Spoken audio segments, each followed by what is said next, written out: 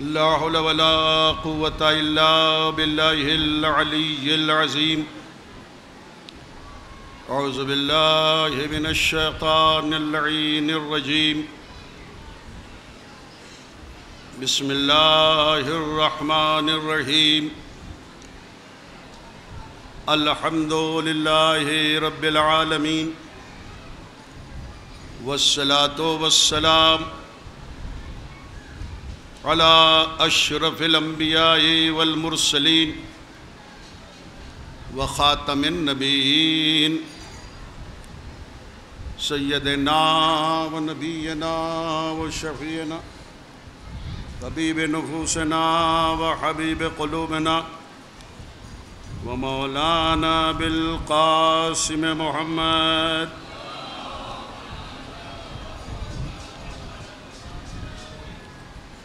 وآله الطيبين الطاهرين المعصومين المظلومين ولعنة الله على الكاذبين أما بعد فقد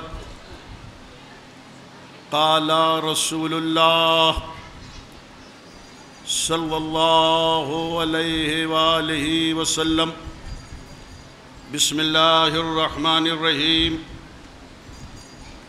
ذکر علی عبادت مقبولہ صلوات پڑھنے پر محمد وآل محمد۔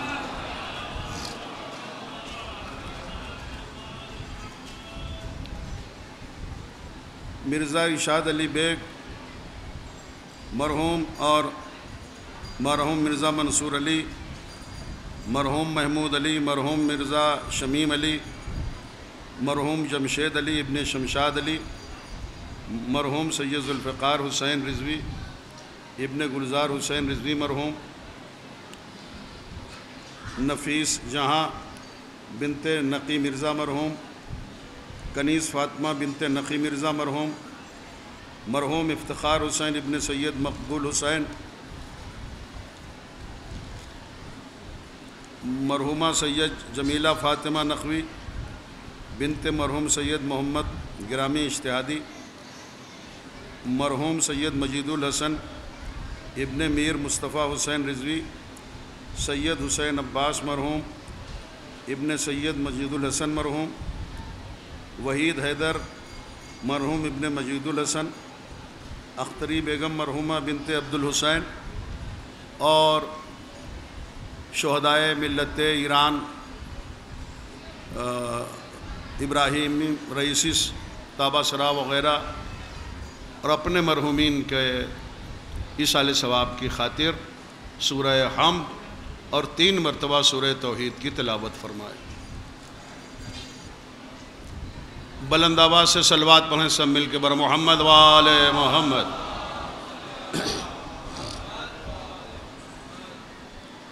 میرے لیے یہ بات باعث شرف ہے کہ اس نجف ہند جوگی پورہ میں سالانہ مجالس کے موقع پر اپنے جانے پہچانے مومنین سے ملاقات ہو رہی ہے۔ دعا گو ہوں کہ اہل بیت کا خالق بحق اہل بیت علیہم السلام آپ سب کو تمام آفات و بلیات سے محفوظ رکھتے ہوئے صحت، سلامتی اور عافیت عطا کرتا رہے۔ آپ جیسے مولائی غدیری سامعین فضائل اہل بیت کو سن کر بولنے اور چہکنے والے جب مل جائیں تو خطیب کو بڑا سہارا ہوتا ہے، اور ظاہر ہے کہ آپ بڑے حوصلے سے ذکر اہل بیت کو سماعت فرما رہے ہیں۔ عنوان مجلس ہے عظمت نجف۔ مجلس کا موضوع ہے عظمت نجف، اور میں نے اس سلسلے میں رسول اکرم حضرت محمد مصطفیٰ صلی اللہ علیہ وآلہ وسلم کے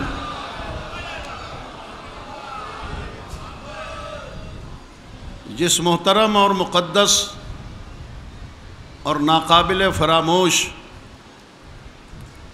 ارشاد کو آپ کی خدمت میں پیش کیا ہے، وہ الفاظ ہیں ذکر علی عبادت مقبولہ۔ علی کا ذکر عبادت ہے، اور صرف عبادت ہی نہیں ہے، عبادت مقبولہ ہے۔ عبادت نماز بہترین عبادت ہے، مگر رسول اللہ نے اس کے لیے لفظ رکھ دیا ہے کہ الصلاۃ معراج المومن ان قبلت قبل ما سواها وان ردت رد ما سواها۔ نماز مومن کی معراج ہے، لیکن اگر نماز قبول ہوگی تب سارے اعمال قبول ہوں گے، اور اگر نماز ہی رد کر دی گئی تو سارے اعمال رد کر دیے جائیں گے۔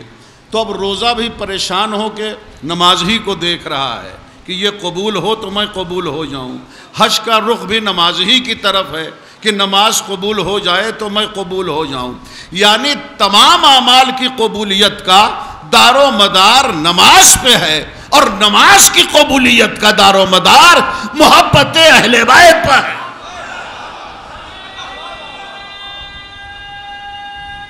بلند آواز سے یا علی کہیے گا۔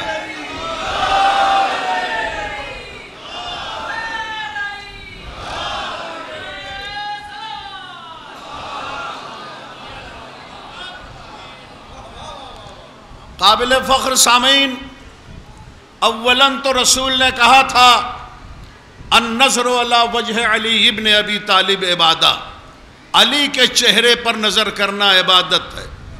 لیکن 21 رمضان سن 40 ہجری کے بعد پھر علی کا یہ چہرہ دیکھنے کو نہ ملتا، تو اس زیارت سے رسول نے محروم نہ رکھا، بلکہ فرمایا کہ جب چہرہ نہ ملے علی کا تو ذکر علی عبادہ، علی کا ذکر عبادت ہے۔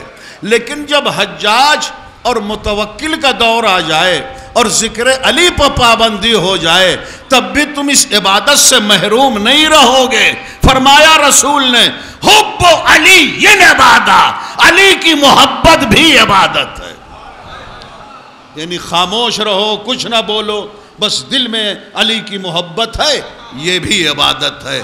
تو چہرے پر نظر کرنا عبادت، علی کا ذکر عبادت، علی سے محبت کرنا بھی عبادت۔ آپ دیکھیں ہم نام علی پر قربان ہو جائیں۔ آدم بندے کا نام ہے، اللہ کا نام نہیں ہے۔ نوح بندے کا نام ہے، اللہ کا نام نہیں ہے۔ موسیٰ بندے کا نام ہے، اللہ کا نام نہیں ہے۔ اگر بات پسند آ جائے گی ختم ہوتے ہوتے تو آپ بڑی دیر سے نعرہ حیدری یا علی کہہ رہے ہیں، مگر اس وقت مہدی حسن وائی جلال پوری کی خواہش ہے کہ اتنی آواز بلند سے یا علی کہیں کہ اس نجف ہند سے یا علی کی آواز عراق کے نجف تک جائے، تاکہ مولا بھی جانے میرے دیوانے، میرے چاہنے والے کہیں جمع ہوئے ہیں جو میری یاد میں میرا ذکر کر رہے ہیں۔ ابراہیم بندے کا نام ہے، اللہ کا نام نہیں۔ داؤد بندے کا نام ہے، اللہ کا نام نہیں۔ ذوالکفل بندے کا نام ہے، اللہ کا نام نہیں۔ اسماعیل بندے کا نام ہے، اللہ کا نام نہیں۔ سلیمان بندے کا نام ہے، اللہ کا نام نہیں۔ مگر ہم آئیے اپنے مولا پر قربان ہو جائیں، علی بندے کا بھی نام ہے، اللہ کا بھی نام ہے۔ صلوات پڑھیں نا پر محمد وآل محمد۔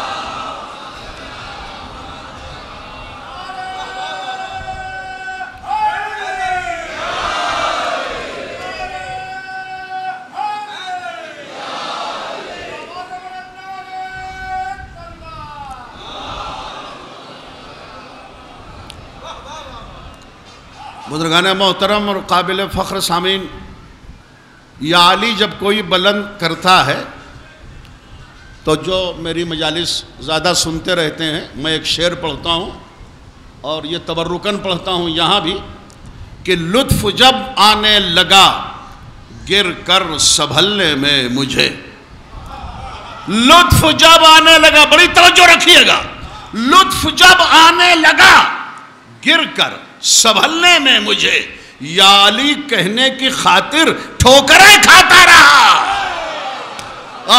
توجہ دیں خدا کی قسم، تو کیا شان ہے ہمارے مولا کی، کیا کمال ہے ہمارے آقا علی کا، اور عنوان ہے عظمت نجف اشرف۔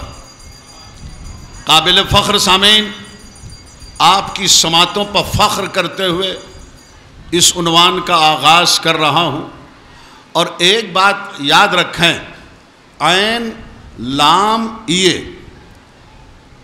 3 حرفوں کے مجموعے کا نام ہے علی۔ ابجد کے حساب سے علی کی گنتی کیا ہے؟ 110۔ اور نمک کی گنتی کیا ہے؟ نون میم کاف 110۔ علی کی بھی گنتی ہے 110 اور نمک کی گنتی بھی ہے 110۔ جیسے قدرت کا ایک اشارہ ہو، علی سے محبت ہے تو نمک حلال ہو، علی سے بغض ہے تو نمک حرام ہو۔ توجہ توجہ توجہ۔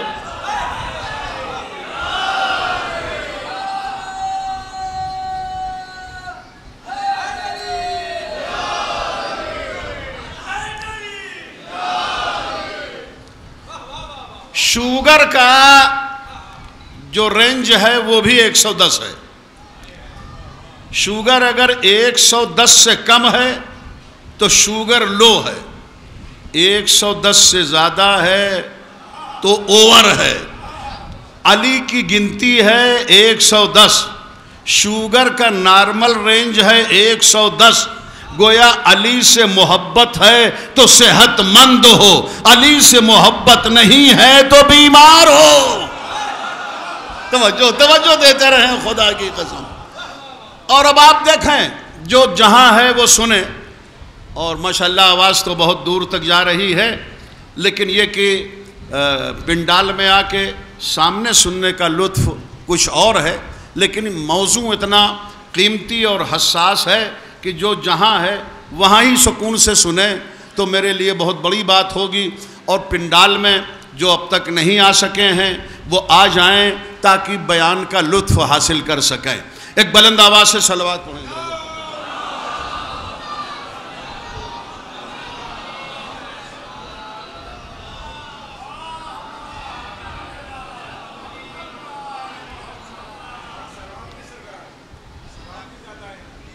جی ہاں، ثواب تو یہاں ہے ہی ہے زیادہ۔ ظاہر ہے کہ یہاں شہزادی کونین فرش عزا پہ ہیں، اور یہ شرف جو بھی حاصل کرنا چاہے، خیموں میں ہوں یا ادھر ادھر ہوں، وہ فرش عزائے مجلس حسین پہ آ جائیں تاکہ ثواب بھی بڑھ جائے اور پھر دور دراز سے آنا بھی سوارت ہو جائے۔ ماشاءاللہ دھیرے دھیرے لوگ آ رہے ہیں۔ میں یہ بھی تو کہا کرتا ہوں نا مجلسوں میں کہ یہ بہرحال مومنین کرتے ہیں، ٹھیک ہے کہ فرش عزا پر لوگ دھیرے دھیرے یوں آتے ہیں جیسے دھیرے دھیرے 23 سال میں قرآن نازل ہوا تھا۔ تو اس میں خطیب کا نقصان نہیں ہے، وہ رہ کے لوگوں کا جو آنا ہوتا ہے ان بیچاروں ہی کا نقصان ہوتا ہے کہ سنی حکایت ہستی تو درمیاں سے سنی، نہ ابتدا کی خبر ہے نہ انتہا معلوم۔ تو آپ موڈ میں ہیں بحمداللہ، ورنہ 2-4-10 منٹ تو موڈ میں لانا ضروری ہوتا ہے، لیکن آپ کی سماعتیں معراج قامت ہیں تو میں فوراً موضوع کا آغاز کرنا چاہتا ہوں۔ قابل فخر سامعین، اگر کوئی گھر میں نماز پڑھے تو 1 رکعت کا ثواب 1 رکعت ہے۔ آپ توجہ سے سن رہے ہیں، لیکن چونکہ زیادہ اسٹانگ بات ہے اس لیے ضرورت سمجھتا ہوں کہ کہوں کہ ذرا خصوصی توجہ چاہتا ہوں۔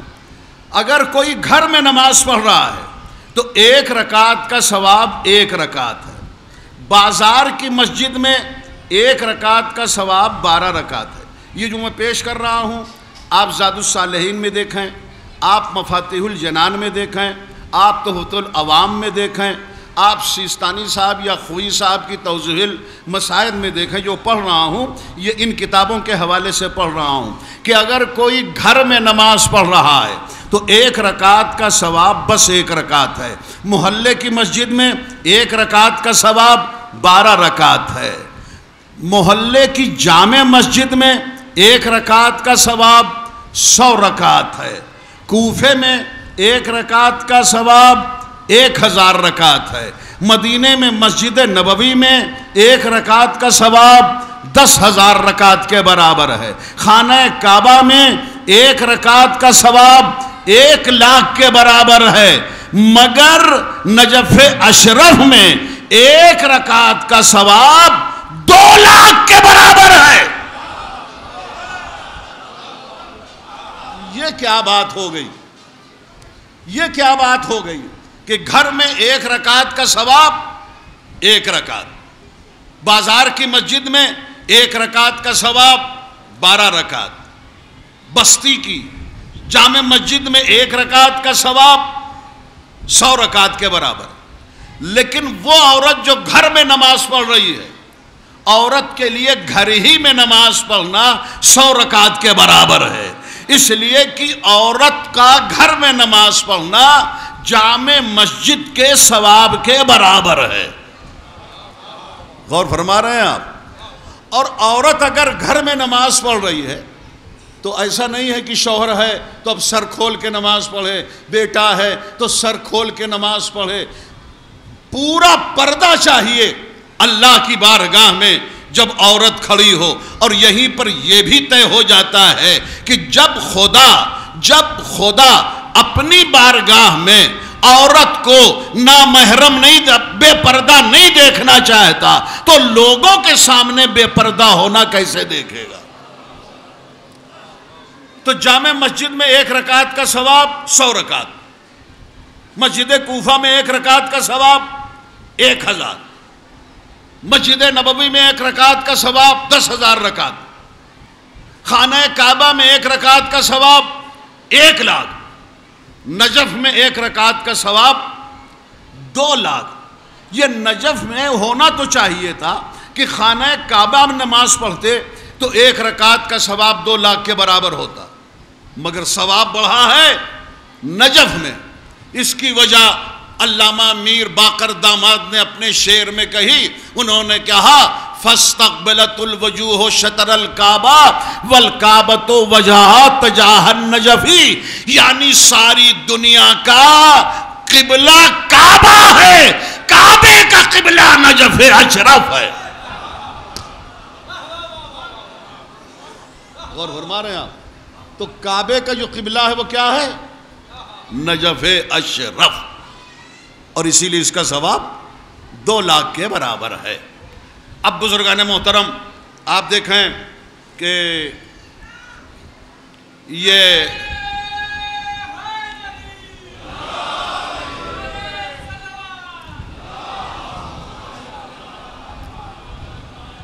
جو نجف اشرف ہے، مرقد علی، قبر علی، 21 رمضان کو حضرت علی دفن ہوئے تھے۔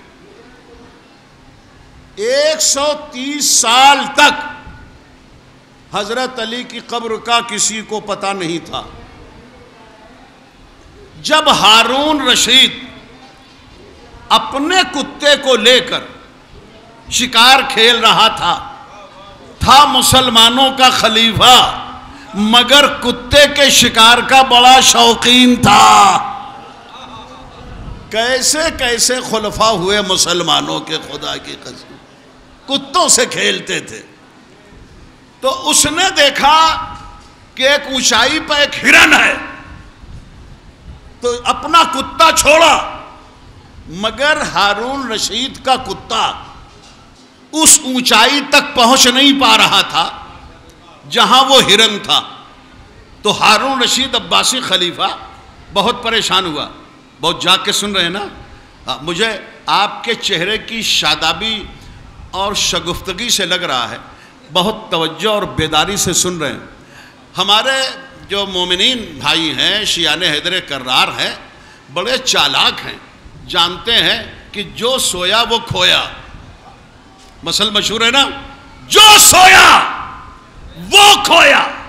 پوری انسانی تاریخ میں ایک ہمارا مولا گزرا جو سویا تو مرضی الہی کا خریدار بن کے اٹھا. تو ظاہر ہے کہ سبھی جاگ کے سنیں گے تاکہ محروم نہ ہو ذکر عبادت علی سے. اس نے ایک بوڑھے شخص کو دیکھا. ہارون رشید عباسی خلیفہ آگے بڑھا، کہ میرا کتا اس ہرن تک نہیں جا پا رہا ہے، وہ جو ٹیلا ہے، وہ جو بلند جگہ ہے، تم بتا سکتے ہو کیا بات ہے؟ اس نے کہا ہاں میں جانتا ہوں، میں یہ بتاؤں کہ وہ جو بلند جگہ ہے وہ قبر علی ابن ابی طالب ہے.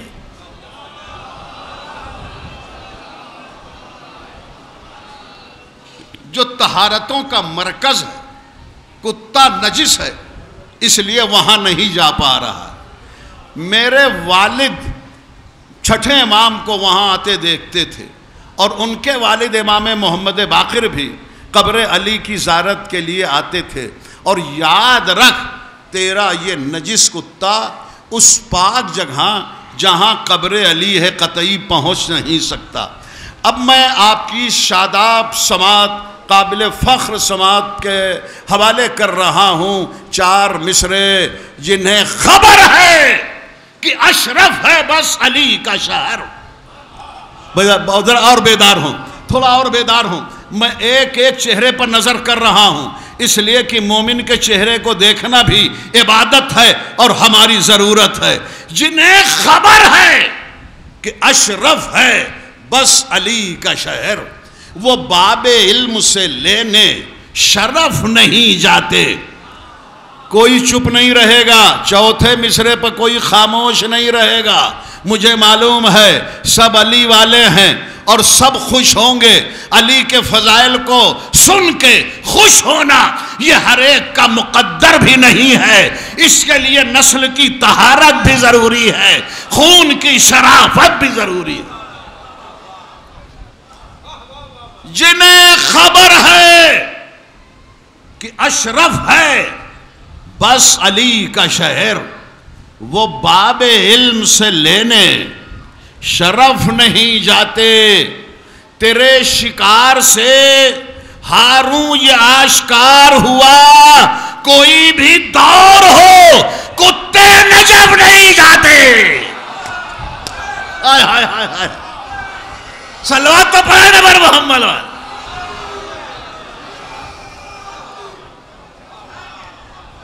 بھائی بزرگ،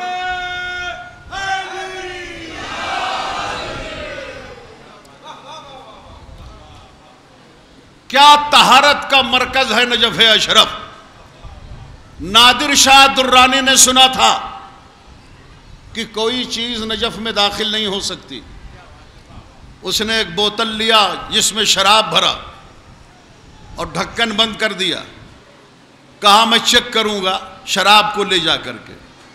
شراب نجس بھی ہے، حرام بھی ہے. نادر شاہ درانی جیسے ہی نجف اشرف میں پہنچا اور جیسے ہی بیت الشرف علی کے جیسے ہی روضے کے دروازے پر پہنچا، ایک مرتبہ جیسے کوئی آواز غیبی سن رہا ہو، نادر شاہ درانی ذرا ڈھکن کھول. اب جو اس نے ڈھکن کھولا تو دیکھا شراب سرکے میں تبدیل ہو گیا. یہ ہے علی کی طہارت. غور کر رہے ہیں کیا ہے ہمارے مولا کی شان، جس کے لیے خدائے، جس کے لیے مرزا سلامت علی دبیر علی اللہ مقامہ نے ارشاد فرمایا، خورشید سر شام کہاں جاتا ہے. سلامت رہے، بڑے موڈ سے آپ سن رہے ہیں، مجھے بڑا حوصلہ مل رہا. خورشید سر شام کہاں جاتا ہے، روشن ہے دبیر پر جہاں جاتا ہے. مغرب ہی کی جانب ہے مزار حیدر، یہ شمع جلانے کو وہاں جاتا ہے۔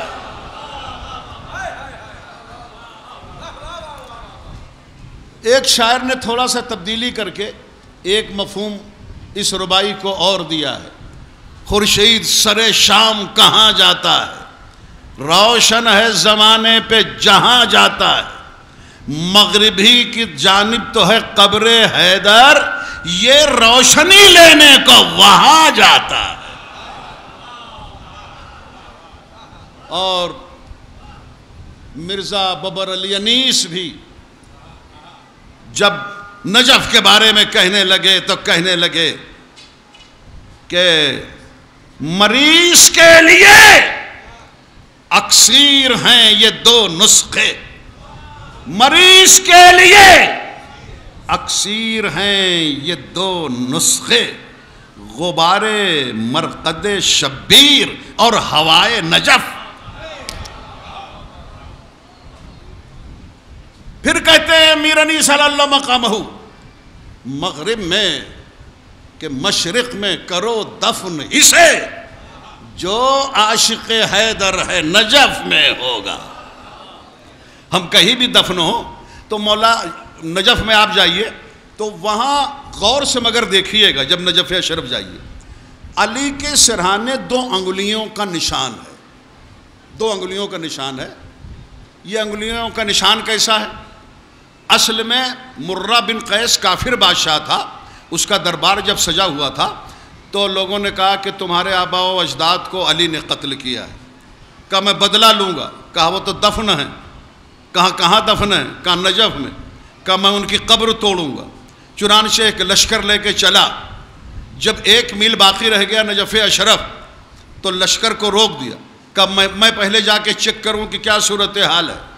اب جیسے ہی وہ رواق میں آیا، علی کی قبر مبارک کے سرہانے گیا تو ایک مرتبہ قبر سے 2 انگلیاں برآمد ہوئیں اور اس کے 2 ٹکڑے اس طرح سے ہو گئے جیسے ذوالفقار۔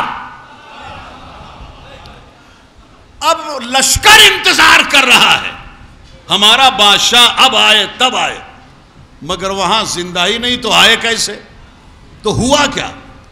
کچھ لوگ آئے، کہا بادشاہ کی خبر لیں، دیکھا جسم کے 2 ٹکڑے پڑے ہوئے ہیں، نہ وہاں کوئی آدم ہے نہ آدم ذات۔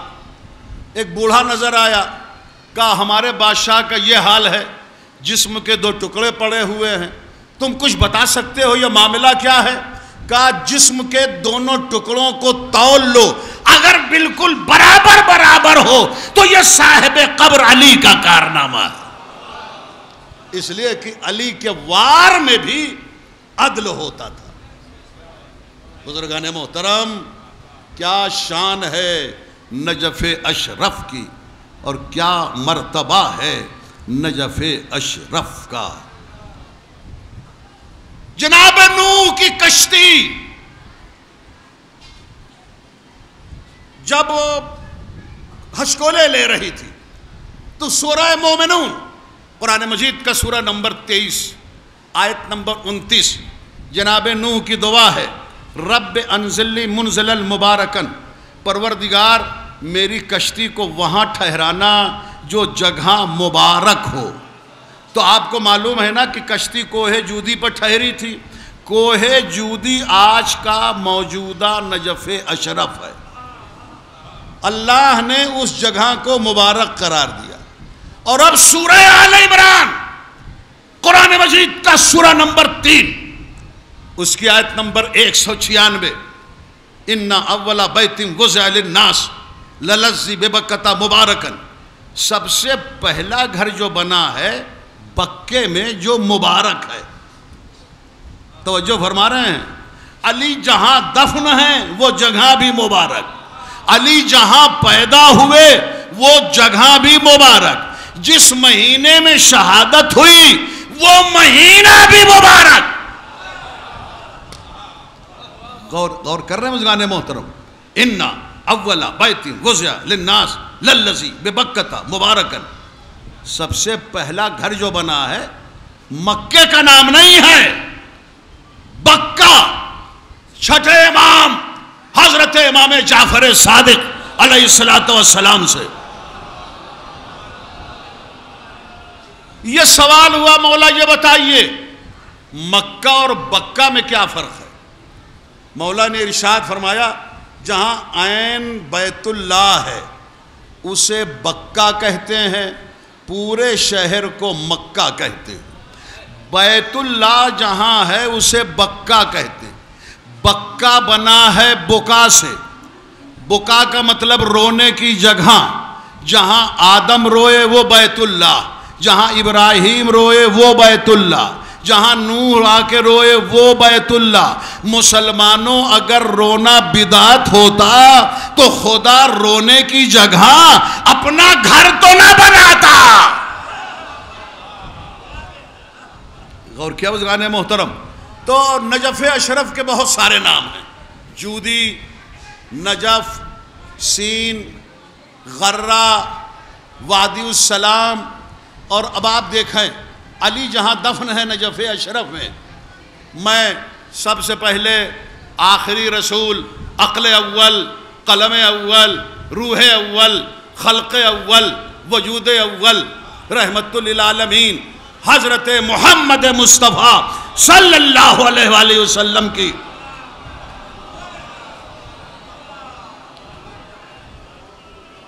خدمت میں ہاتھ جوڑ کے کہوں گا یا رسول اللہ یہ حالات کا فرق ہے۔ آپ مدینے میں جہاں دفن ہیں ایک طرف فلاں ہیں، ایک طرف فلاں ہیں، اور حضرت علی نجف میں جہاں دفن ہیں ایک طرف جناب آدم ہے، دوسری طرف جناب نوح ہے، بیچ میں علی ہے۔ ایسا لگتا ہے ایک طرف جوشن کبیر ہے، دوسری طرف جوشن کبیر ہے، بیچ میں جناب امیر ہے۔ حیدری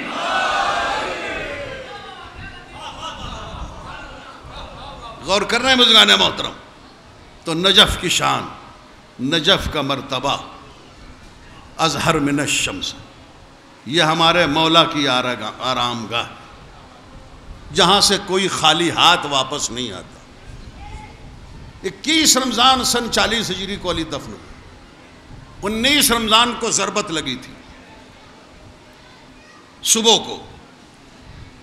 سنیں ذرا ایک 15 منٹ اور فضائل کو سنیں بڑے تیور سماعت کے ساتھ۔ علی کا قاتل ابن ملجم گرفتار ہو کے لایا گیا، پیاسا تھا، علی ہاتھ میں جام شیر لیے تھے، پینے جا رہے تھے کہ قاتل گرفتار ہو کے آیا۔ علی نے کہا بیٹا حسن میں اس وقت دودھ پیوں گا، اسی طرح دودھ کا پیالہ میرے قاتل ابن ملجم کے لیے لاؤ۔ میں 4 مصرے سنانا چاہتا ہوں، اس پہ مہدی حسن وائس کے لیے نہیں، اپنے مولا کی خوشنودی کے لیے سب کو بولنا ہے۔ بھیا جو ادھر ہیں اور جو سب جاگ رہے ہیں بڑی توجہ سے 4 مصرے سماعت فرمائیں۔ نہ کوئی راہ نہ رسم و رواج رکھتا تھا، بارگاہ مولا میں 4 مصرے معصوم اعظمی کے ہیں۔ نہ کوئی راہ نہ رسم و رواج رکھتا تھا، وہ اپنے سر پہ سخاوت کا تاج رکھتا تھا۔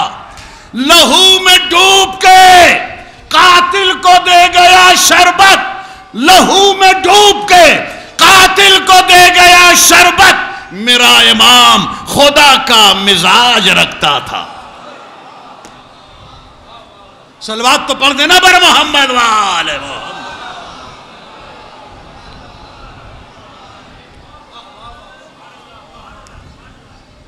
اور 20 رمضان المبارک کو حضرت علی نے حسن اور حسین کو بٹھایا۔ وصیتیں ہمارے لیے تھیں، ذریعہ اپنے بیٹوں کو بنایا۔ دیکھو بیٹا تقوی الہی اختیار کرنا، کونوا للظالم خصما وللمظلوم عونا، دیکھو ہمیشہ مظلوم کے ساتھی بن کے رہنا، ظالم سے نفرت کرنا۔ بیٹا دیکھو کبھی امر بالمعروف اور نہی عن المنکر کو ترک نہ کرنا، حضرت علی ہم تک میسج پہنچا رہے ہیں کہ دیکھو ہمیشہ اچھائی کا حکم دیتے رہنا، برائی سے روکتے رہنا۔ آج عالم کیا ہے؟ شہزادہ گلریز رام پوری نے کہا، یہ آن لائن مجلس جا رہی ہے، آپ جتنا بولیں گے ان کو خبر ہو جائے گی شہزادہ گلریز کو۔ وہ یہ کہتے ہیں الہی کیسا زمانہ یہ آ گیا گلریز، الہی کیسا زمانہ یہ آ گیا گلریز، میری خطاؤں پہ اب کوئی ٹوکتا بھی نہیں۔ کیا بات ہے خدا کی قسم، میری خطاؤں پہ اب کوئی ٹوکتا بھی نہیں۔ اب تو لوگ دیکھتے ہیں کہ صبح کے وقت یہ مرا پڑا ہوا ہے مگر نہیں ٹوکتے، کہتے ہیں کون ٹوکے، کون بولے، کون دشمنی مول لے۔ دیکھ رہے ہیں فلاں شراب پی رہا ہے مگر ہم سے کیا مطلب، کون ٹوکے، کون روکے، کون بولے، کون دشمنی مول لے۔ فلاں شخص کھلم کھلا جھوٹ بول رہا ہے مگر چپ ہیں، کون روکے، کون ٹوکے، کون بولے، کون دشمنی مول لے۔ فلاں شخص اپنی شادی کے موقع پر بیٹے کی ناچ گانے کا بندوبست کر رہا ہے جو حرام ہے، ٹوکنا تو چاہیے مگر کون ٹوکے، کون روکے، کون بولے، کون دشمنی مول لے، کون دشمنی مول لے۔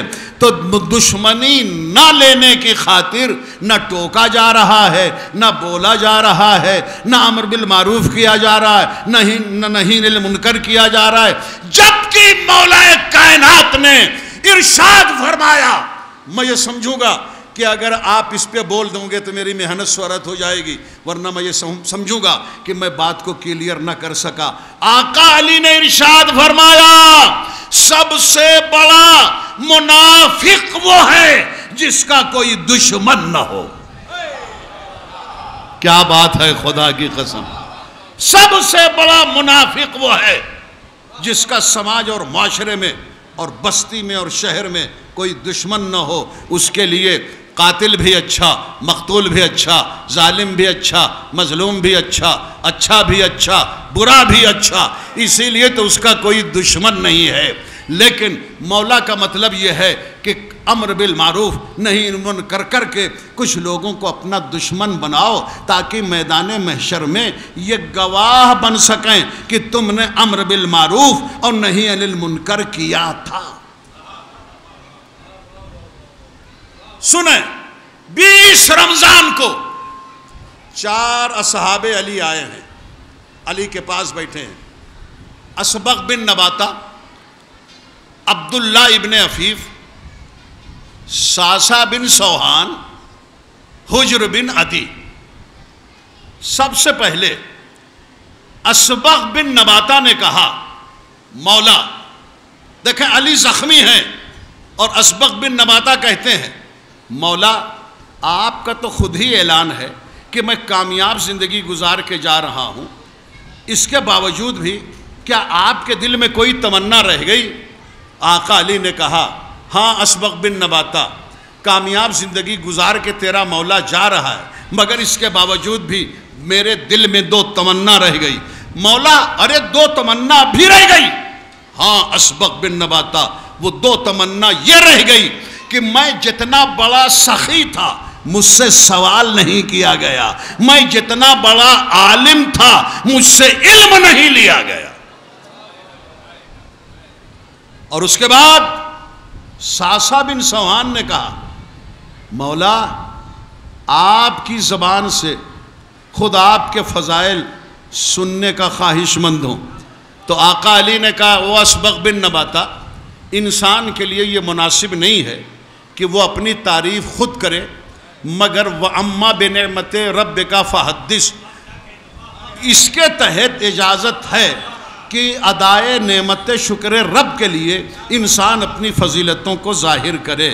تو سنو ساسا بن سوحان، میں آدم سے افضل اس لیے کہ اللہ نے آدم کے لیے کہا تھا کہ وَيَا آدَمُ اسْكُنْ أَنْتَ وَزَوْجُكَ الْجَنَّةَ فَكُلَا مِنْ حَيْثُ شِئْتُمَا وَلَا تَقْرَبَا هَٰذِهِ الشَّجَرَةَ فَتَكُونَ مِنَ الظَّالِمِينَ۔ دیکھو آدم، اس درخت کا دانہ نہ کھانا ورنہ ظالموں میں سے ہو جاؤ گے۔ مگر اے اسبق بن نباتہ، اے ساسا بن سوحان، اے حجر بن عدی، اے عبداللہ ابن عفیف، وَعَصَىٰ آدَمُ رَبَّهُ فَغَوَىٰ، آدم نے اپنے رب کی بات نہیں مانی اور وہ شجر ممنوعہ یعنی وہ گیہوں کا دانہ جو منع تھا کھا لیا۔ دیکھو تمہارے مولا علی کی شان، مجھ کو کوئی ممانعت نہیں تھی مگر زندگی بھر میں نے جو کھایا، کبھی گیہوں استعمال نہیں کیا۔ آدم نے گیہوں کھایا، جنت گنوا دی، علی نے جو کی روٹیوں سے جنت خرید لی۔ او ساسا بن سوحان، تمہارا مولا نوح سے افضل، اس لیے کہ نوح کا بیٹا جہنمی ہو گیا۔ کشتی پہ نہیں بیٹھا نا، حضرت نوح کہتے رہے بیٹا آ جاؤ، آج بچ نہیں پاؤ گے۔ کہتا ہے نوح کا بیٹا کنعان، سآوی الی جبل یعصمنی من الماء، بابا آپ ٹینشن نہ لو، میں پہاڑ پر چڑھ جاؤں گا، پہاڑ مجھے ڈوبنے سے بچا لے گا۔ کون علی کا چاہنے والا ہے جو اس نکتے پر چپ رہے گا؟ یہ بھی گمراہوں کا عجیب طریقہ ہے کہ جب نبی کو چھوڑتے ہیں تو اپنی پناہگاہ پہاڑ بناتے ہیں۔ توجہ اس گانے موت۔ مولا علی نے کہا ساسا بن سوحان میں نوح سے افضل، اس لیے کہ نوح کا بیٹا کنعان جہنمی ہو گیا، اور یہ میرے بیٹے حسن و حسین کی شان کہ جس کے لیے رسول نے فرمایا الحسن والحسین سیدہ شباب اہل الجنہ۔ اور اے ساسا بن سوحان میں موسیٰ سے افضل، اس لیے کہ موسیٰ نے ایک قطبی کو مارا تھا، مگر جب شہر سے نکلے تو ڈر کی وجہ سے مڑ مڑ کے دیکھتے جا رہے تھے۔ اور یہ میری شان کہ 40 برہنہ تلواروں میں شب ہجرت سویا، مگر ایسی میٹھی نیند کبھی نہیں سویا جیسی شب ہجرت مجھے نیند آئی۔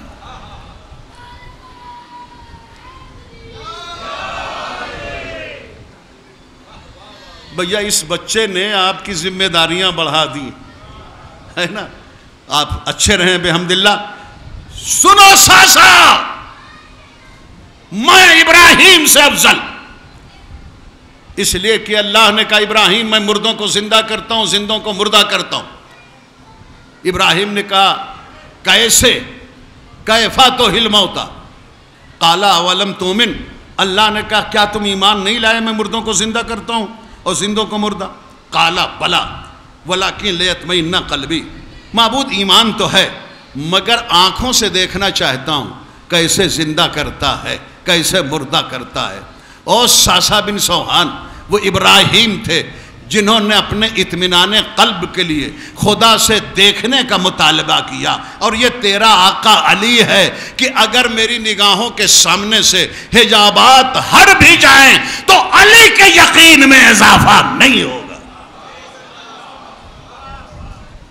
اور اے ساسا بن سوحان، تمہارا آقا عیسیٰ سے افضل، اس لیے کہ عیسیٰ کی ماں بیت المقدس اللہ کے گھر میں رہتی تھی، لیکن جب ولادت کا وقت آیا عیسیٰ کی تو اللہ نے کہا مریم میرے گھر سے باہر نکل جاؤ، یہ عبادت خانہ ہے زچا خانہ نہیں۔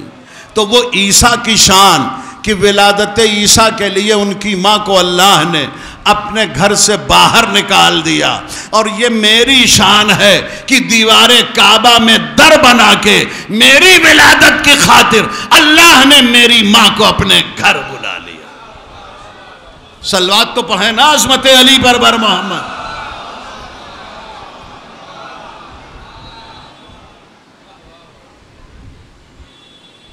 عبداللہ ابن عفیف نہیں، ان سے پہلے ذرا سا تھوڑا حجر بن عدی کے بارے میں بھی پڑھ دوں۔ یہ 4 اصحاب علی پہنچے ہیں نا مزاج پرسی کے لیے، مگر حجر بن عدی ان کا تو انداز ہی دوسرا۔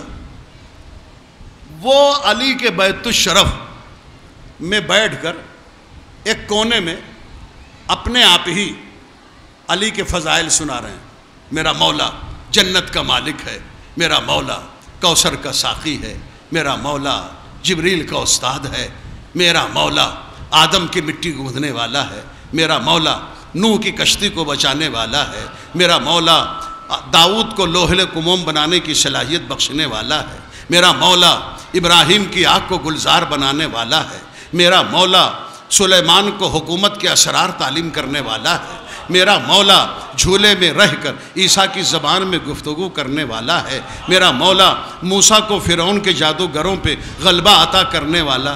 دیکھتا ہوں پورا مجمع کب بولتا ہے معاملہ بھی کسی اور کا نہیں علی کا ہے۔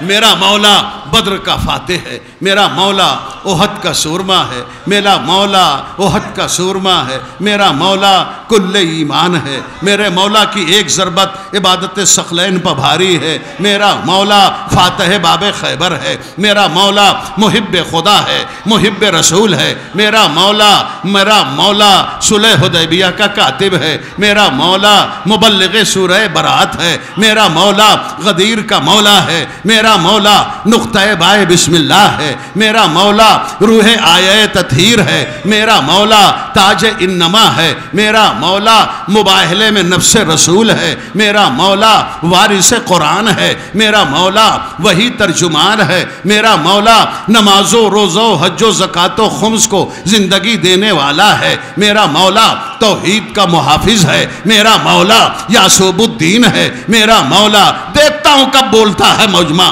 میرا مولا امام المتقین ہے، میرا مولا یعصوب الدین ہے، میرا مولا زمین پر رہ کر آسمان پر بولنے والا ہے، میرا مولا بغیر الف کے پورا خدمہ تمام کرنے والا ہے، میرا مولا مسند قضا بچھا دی جائے تو توریت والوں کا توریت سے، انجیل والوں کا انجیل سے، زبور والوں کا زبور سے، قرآن والوں کا قرآن سے فیصلہ کرنے والا ہے، میرا مولا ابو تراب ہے، میرا مولا وہ کہ جس کی زبان لسان اللہ ہے، جس کا چہرہ وجہ اللہ ہے، جس کا کان اذن اللہ ہے، جس کا ہاتھ ید اللہ ہے، جس کا بازو جنب اللہ ہے، جس کا نفس اللہ ہے، جس کا دوست رحمت اللہ ہے، جس کا دشمن لعنت اللہ ہے۔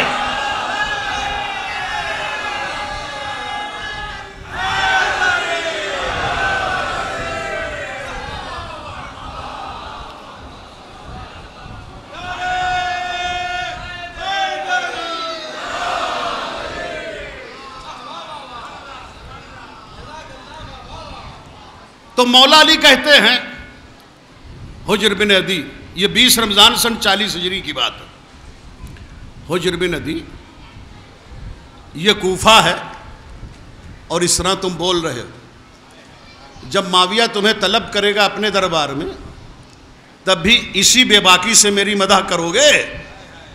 مولا بے شک کروں گا، اگر آپ کی محبت میں 70 مرتبہ قتل کیا جاؤں اور 70 مرتبہ زندہ کیا جاؤں تب بھی آپ کی محبت میں اپنے دل سے نہ نکالوں گا۔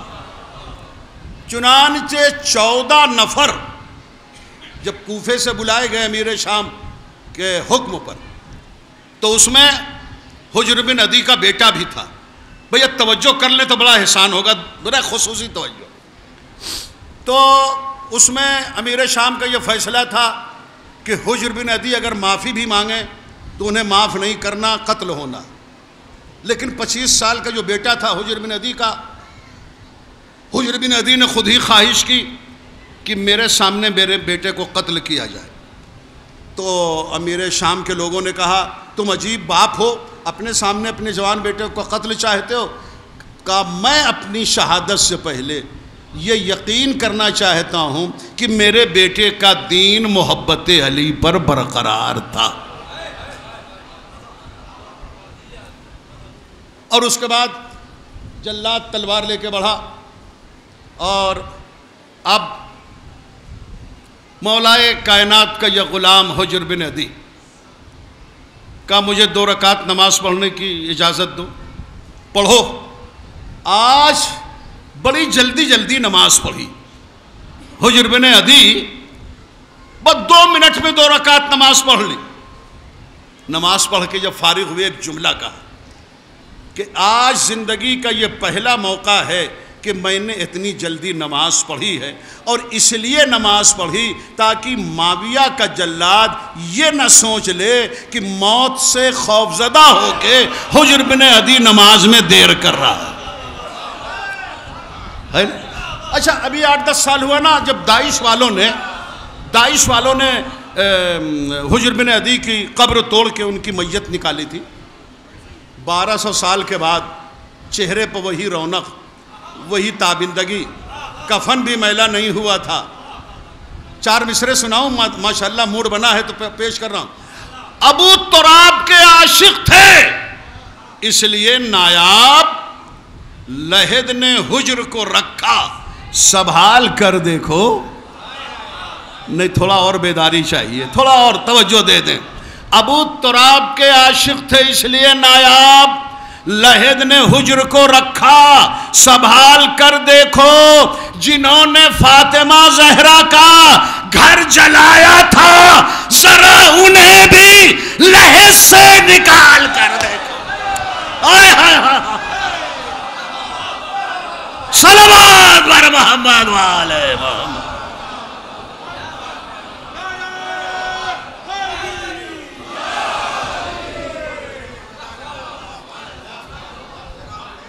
مسلمان بڑا خوش ہے، ہمارے فلاں رسول کے اس پہلو ہیں، ہمارے فلاں رسول کے پہلو میں یہ ہیں، لیکن چھٹے امام کے ساتھ جب ان کا صحابی گیا تھا 10 منٹ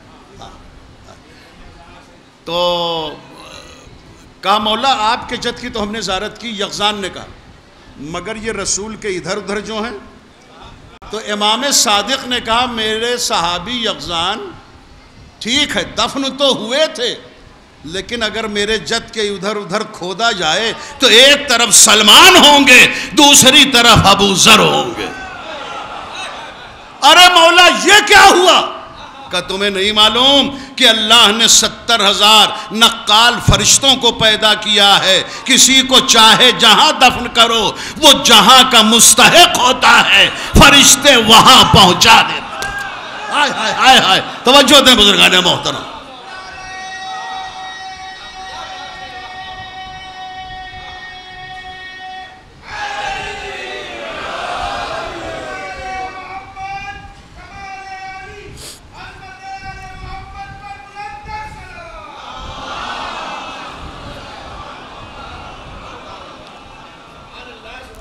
تو بزرگان محترم وقت کے دامن میں گنجائش نہیں، ورنہ عبداللہ ابن عفیف جو 4 نفر آئے تھے نا ان کی تفصیلات میں روک لیتا ہوں، اور اب دعا کرتا ہوں اس عظیم ترین بارگاہ میں کہ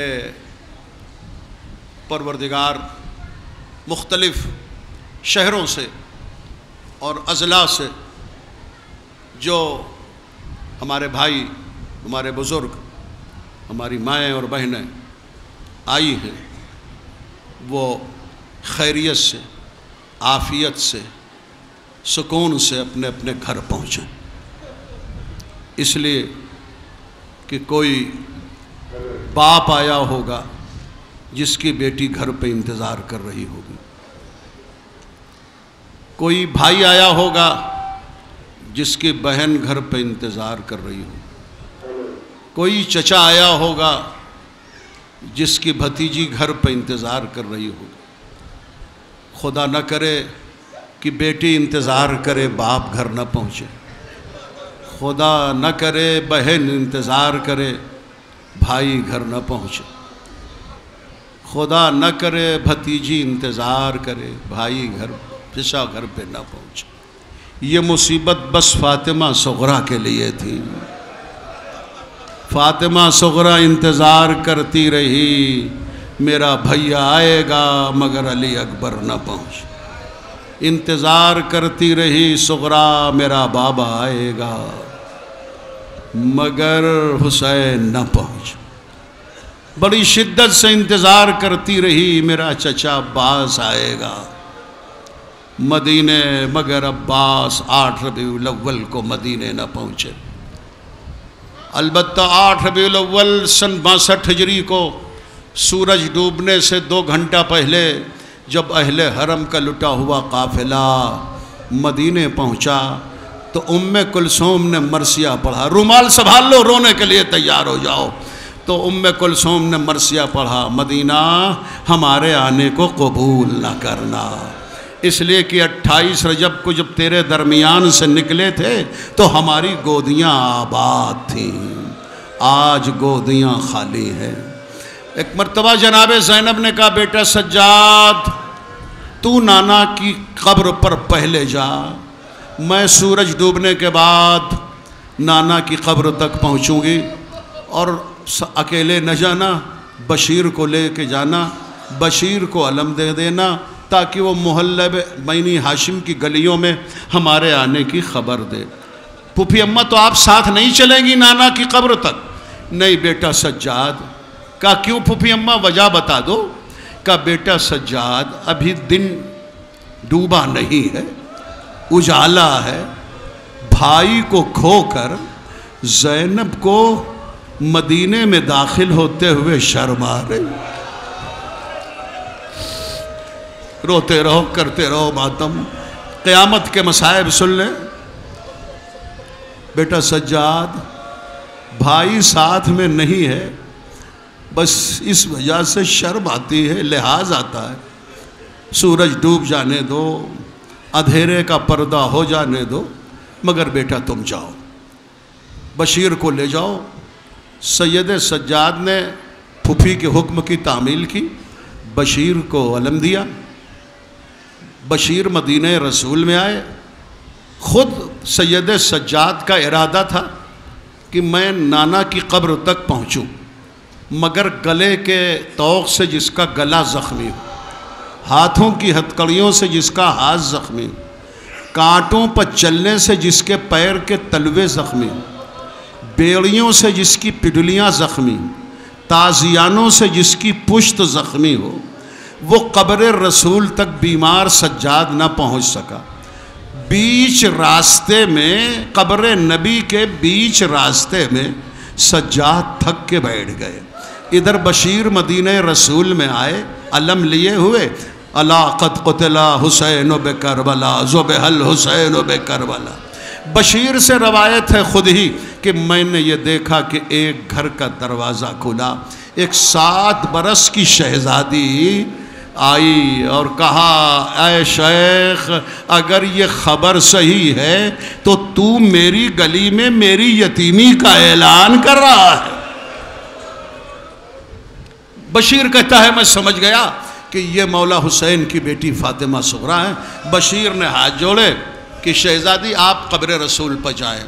پھر بشیر آگے بڑھے، دوسری گلی میں آئے، پھر وہی صدا قتل الحسین بکربلا ذبح الحسین بکربلا۔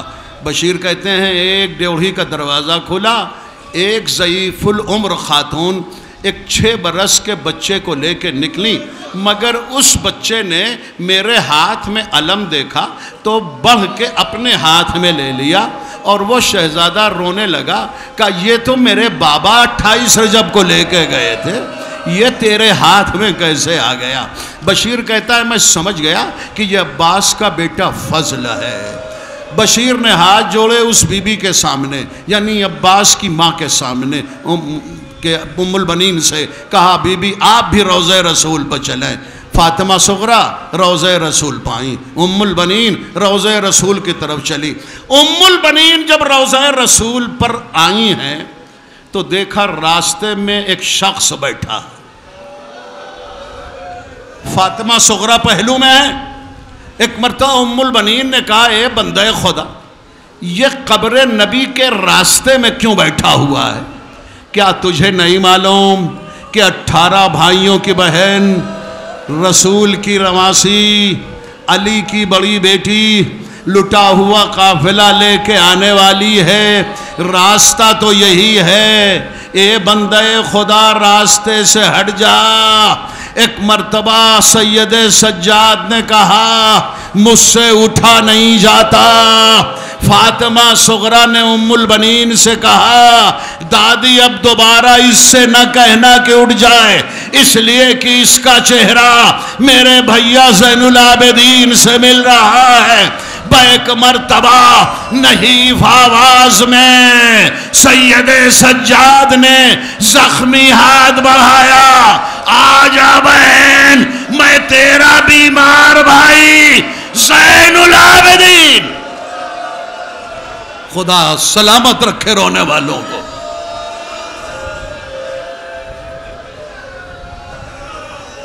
خیریت سے اپنے گھر جائیں، مگر زہرا کا بھرا گھر کربلا میں اجڑ گئے۔ پھر شہزادی روضہ رسول پائیں، بڑی دیر تک فریاد کی، نانا میرا عباس مارا گیا، نانا میرا اکبر مارا گیا، نانا میں 70 قدم کے فاصلے پر تھی، ہاتھ مل مل کے کہہ رہی تھی او ہمارے ساتھ میرا پیاسا بھیا ذبح ہو رہا ہے، تو کھڑا دیکھ رہا ہے۔ اے نانا ہمیں پیاسا رکھا گیا، ہمارے سر سے چادر چھینی گئی۔ گھنٹوں زینب نے فریاد کی، مگر ایک لفظ اون و محمد کے لیے نہیں کہا۔ یہ نہیں کہا نانا میری گود اجڑ گئی، زینب نے یہ نہیں کہا نانا میرے اون و محمد مارے گئے۔ نہ کربلا میں اون و محمد کو روئیں زینب، نہ کوفے میں اون و محمد کو روئیں زینب، نہ شام میں اون و محمد کو روئیں زینب، نہ نانا کے روضے پر اون و محمد کو روئیں۔ لیکن 2 سال کے بعد زینب جب پہلی مرتبہ اپنے گھر آئیں، اون و محمد کے حجرے میں گئیں، چھوٹے چھوٹے بستر دیکھے، چھوٹے چھوٹے تکیے دیکھے، اون و محمد کی آرام گاہ خالی دیکھے، اب کلیجہ پھٹ گیا۔ ایک مرتبہ کربلا کا رخ کر کے آواز دی، بیٹا آ جاؤ، ماں کیسے زندگی گزارے۔ آخری فقرہ مجلس تمام، زینب رو رہی تھی کہ اسی اسنا میں عبداللہ ابن جعفر جناب زینب کے شوہر آ گئے۔ کون بی بی ہے تو جو میرے گھر میں میری اجازت کے بغیر آ گئی؟ عزادارو اتنا سننا تھا کہ ایک مرتبہ زینب عبداللہ کے قدموں پر گر پڑی، ہائے کیا وقت آ گیا، میرا وارث مجھے نہیں پہچان رہا ہے، میں اون و محمد کی ماں زینب ہوں میرے وارث۔ ایک مرتبہ عبداللہ ابن جعفر نے کہا، شہزادی ذرا کربلا کی جنگ سناؤ۔